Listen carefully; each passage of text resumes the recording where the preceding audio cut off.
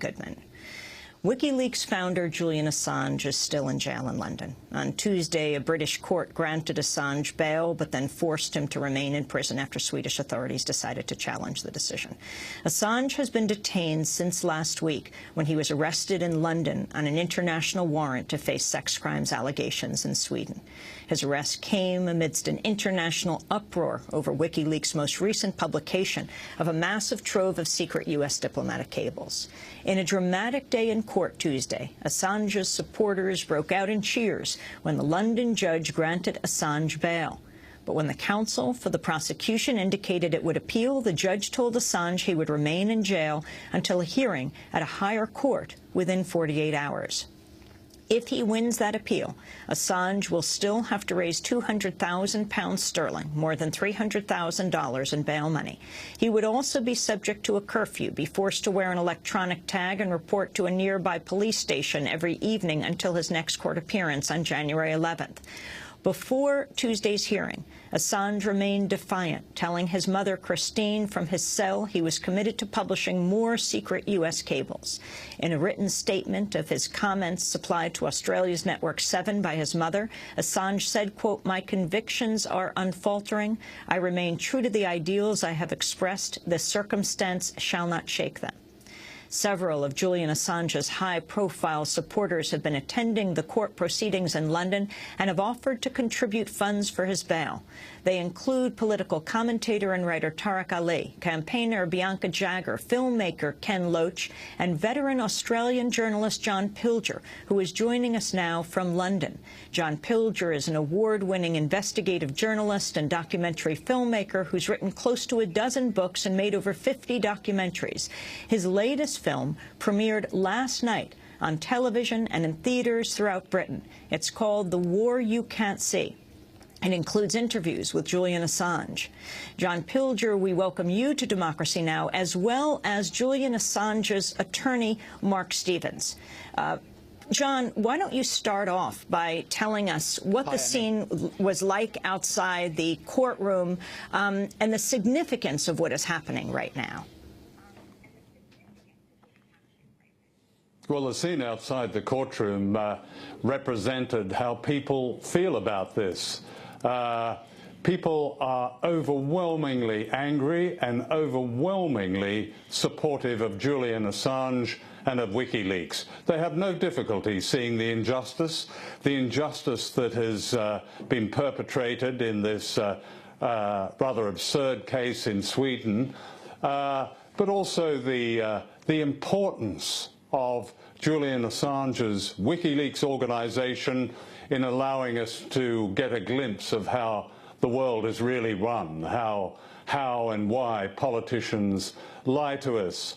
I think it's, in all my career as a journalist, I've never known anything like it. I think we're seeing a great awakening, and WikiLeaks has been the catalyst for that, and that was very much demonstrated outside the court yesterday. Mark Stevens, maybe for people around the world who are watching and listening to this right now, you can explain what exactly happened in the courtroom. The fact that Julian Assange has been held for more than a week in prison and has not been charged with a crime. Explain how we've come to this point. Well, it's a slightly bizarre situation. He's wanted for questioning in Sweden. He's already had one interview with the Swedish prosecutor. He's wanted for another interview. The Swedish prosecutor has refused to tell him what she wants to interview him about or to give him the nature of the allegations. So really what we're talking about now is an extradition warrant which they've now issued. And so the question on the extradition warrant is, should he serve his time in prison while the decision about extradition is being made, or should, as the Swedes would have it, should he be sitting in jail, Scrooge-like, over Christmas? Now, the problem we've got is that the Swedes seem dead set to try and keep him in jail. Explain what the Interpol red flag is, what exactly the Swedes are saying he has done and they want him for, and what it means for him to be extradited to Sweden if that's what's going to happen. Okay, an Interpol red notice is a notice sent out, usually secretly, but very bizarrely in this case it's been made public, which allows the authorities of each state to notify Sweden every time he crosses a port or enters or leaves a country. The matter that he's wanted for is a sexual misdemeanor, a series of offences in Sweden. He isn't charged with that. And the Swedish lawyers tell me that even if he were convicted, he wouldn't go to jail. So we're in this rather bonkers position where the Swedish lawyers tell us he wouldn't go to jail, yet on an extradition warrant, he's being held in custody. And as you said at the top, Amy, there are some very onerous conditions. He's effectively under house arrest, or as we said in court yesterday, mansion arrest, because he will be put up in a 600-acre estate, 10-bedroom mansion near London. Can you explain what is happening that you understand is happening here in the United States in Virginia? So he is being wanted for questioning about sex crimes in Sweden, but then the United States, the Attorney General Eric Holder, has said something else. Excuse me, yes, bit of a cough. The position is that the word swirling around the elites in Stockholm is that the Americans are effectively using this as a holding charge. A holding charge, as you'll know, is a charge that people have no intention of prosecuting because it's meritless, or that it's such a minor offence that actually the big sucker punch is coming and we haven't yet seen that. And the word in Stockholm is that there is a secret grand jury impanelled in Alexandria, just near the Pentagon, and that they are considering how they might get Julian Assange on criminal charges in the United States. Now, the United States authorities have flatly denied that.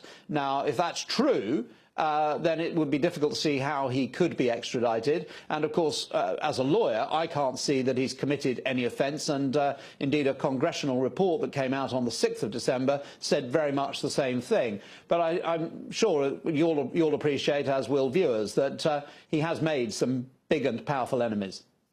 A friend of Julian Assange has told Sky News he believes that if he is extradited to Sweden, that he could be sent to the United States. Why would it be easier for him to be sent to the United States from Sweden than from Britain, Mark Stevens?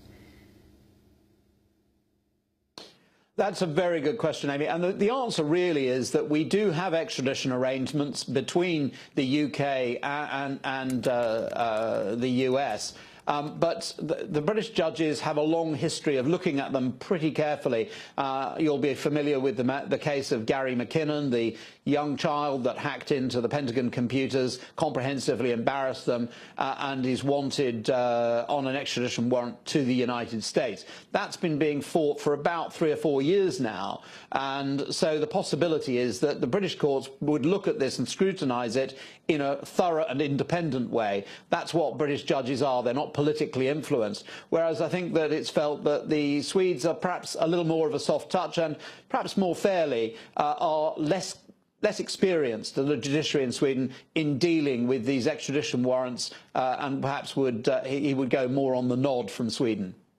How much money exactly does Julian Assange have to raise for bail?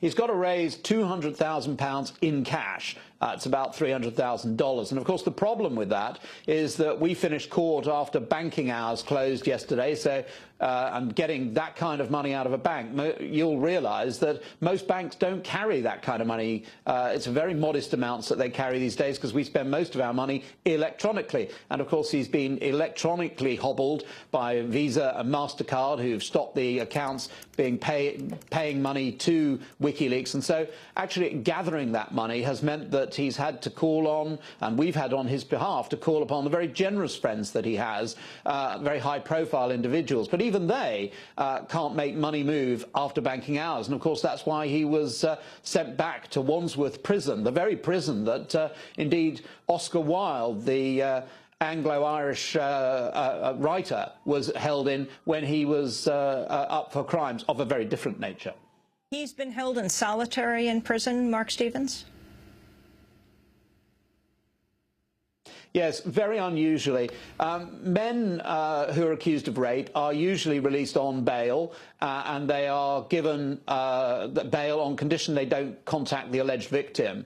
So to find someone in prison is unusual enough. To find conditions as sort of onerous as these put on your bail is incredibly unusual, and to then find that you're put in prison is even more unusual still. Yet further in the unusual stakes is the fact that he's on a 23.5-hour lockdown, although he's a model prisoner, deprived of access to television, to current affairs information, news, newspapers, magazines and such like. So he really is on almost a punishment regime.